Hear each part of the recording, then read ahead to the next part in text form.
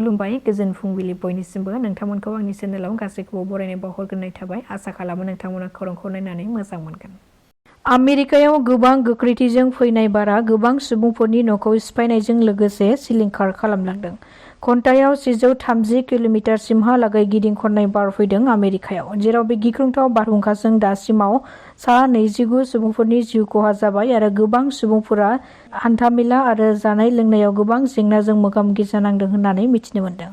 दुलाराय बर' फरायसा आफादनि 52थि बोसोरसालिया जथुम्माया मैया जोबथा सानमोन। मैयानि बे जोबथा सानाव बिटिआरनि गासै मन्थ्रिफोरजों लोगोसेनो आसामनि गिबि मन्थ्रिजों लोगोसे मिरुनि नखर मन्थ्रि अमित शाह बिथाङाबो बाहागो लाफैदों, जेराव गासै 10,50,000नि बांसिन सुबुंफोरा अमित शाहखौ बरायदों। बे हाबाफारियाव बाहागो लानानै गोबां खोथा फोसावलांनायखौ नुनो मोन्दों अमित शाहखौ।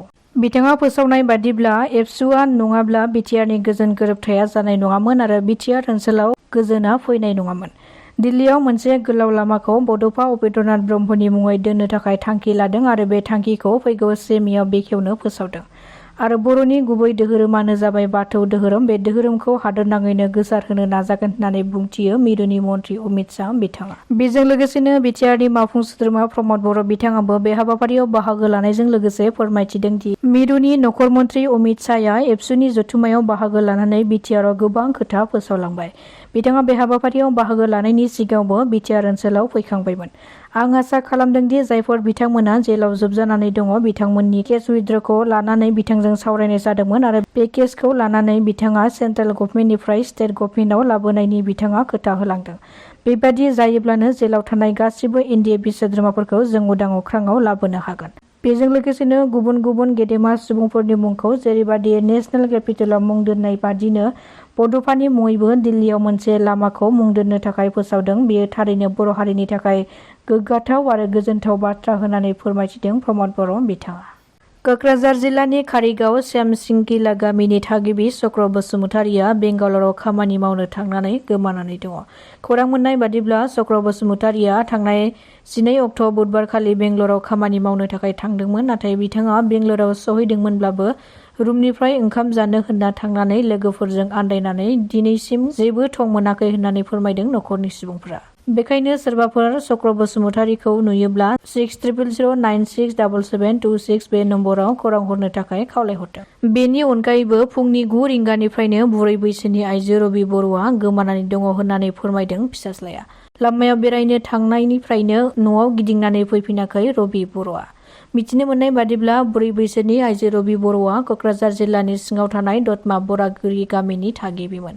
नाथाय गहपुर आनन्दपुराव फिसाज्लानि न'आवनो थानो होननानै फैदोंमोन रबि बर'आ। फोरमायथिनाय बादिब्ला गोमानाय आइजो रबि बर'आ साननो हानाय गोहोआ एसे खम आरो रायज्लायनायाबो मोजाङै जाजोबामोन। रबि बर'खौ सोरबाफोर नुयोब्ला 9395408369 बे जानबुं नम्बराव फोरमायहरनो थाखाय खावलायहरदों नखरनि सोद्रोमाफ्रा। नखरसेनिनो 4 सुबुंनि गोथै देहा बोखांदों झारखन्ड पुलिसआ। मैया फुंनि समाव बोखांनो हायो बे गोथै सहखौ, जेराव सासेया गिदिर आरो 3 सुबुङा गथ'सामोन। मिथिनो हानाय बादिब्ला झारखन्डनि इरिडि जिल्लायाव जादों बे सोमोनांथाव जाथाया। नाथाय मा जाहोननि थाखाय बेबादि नखरैनो थैदों बेनि जाहोनखौ मिथिनो हानाय जायाखैब्लाबो पुलिसआ बेनि जाथायनि सायाव नायबिजिरनायखौ जागायबाय होननानै फोसावदों। आदार नागिरनानै फैनाय हाग्रानि मैदेरा फिन आरोबाव सासे सुबुंखौ गाथारनानै गालांदों। गाथारजानाय सुबुंनि मुङा हेमराफा। फोरमायथिनाय बादिब्ला माब्रै हाग्रानि मैदेरा भारत भुटान सिमानि ओनसोलाव मैया फुंबिलिनि 5 रिंगासोआव हेमराफानि नखराव फैनानै सिलिंखार खालामफैदोंमोन। बे समावनो हेमराफाया बाहेराव सोदोब खोनानानै ओंखारदोंमोन, नाथाय हरखाबै हाग्रानि मैदेरजों मोगा-मोगि जानायाव मैदेरनि गाग्लोबनायाव हेमराफाया अबथिरायै जिउ खहा जायो। जिउ खहा जानाय हेमराफाखौ 60 बोसोर बैसोनि आरो बाक्सानि बरबारि पुलिस थानानि बाथाबारि हाग्रा बिफाननि सिङाव दक्षिणकुसि बोग्रिबारि गामियाव सोमजिदों बे दुखुनांथाव जाथाया। जाथाय जानायखौ खोनानाय लोगो लोगोनो हाग्रा बिफाननि मावसुमाफ्रा हेमराफानि नखराव थांनानै खौरां लाहैनायजों लोगोसेनो गोथैखौ बोखांनानै नायबिजिरनो थाखाय दैथायहरनाय जायो। बेनि अनगायैबो गुबुन दाबसे ओनसोलावबो हाग्रानि मैदेरा मानसि बुथारनानै गालांबावदों। चिरांनि बिजनीयाव मानास हाग्रामानिफ्राय ओंखारबोनाय हाग्रानि मैदेरजों गाग्लोबजानानै सासे 2 नं दैलंसार गामिनि थागिबि अनिल बर्मनआ अबथिरायै जिउ गोमायो।